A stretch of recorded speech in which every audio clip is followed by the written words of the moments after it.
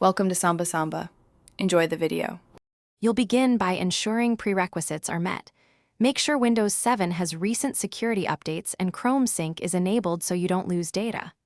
Once done, close non-essential apps to free resources and reduce conflicts.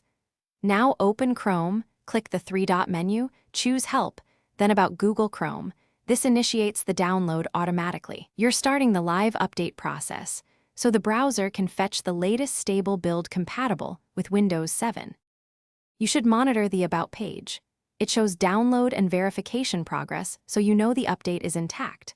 While Chrome installs, avoid shutting down or sleeping the PC because interrupted installs can corrupt update files. If an installer asks for admin permission, grant it so the process completes. Once the update finishes, click Relaunch to apply changes. This restarts the browser and migrate settings. Make sure extensions and pin tabs reload properly, and check version number to confirm success.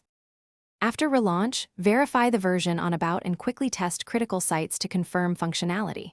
If the update fails, first relaunch Chrome and try again, then clear the update cache or run the Google Update service. These fix common interruptions. If problems persist, download the offline Chrome installer and run it as administrator to repair the installation while keeping your profile. One key tip: if extensions or profiles break, create a new profile and import bookmarks. That often resolves persistence. Thanks for watching. Consider subscribing if we helped you.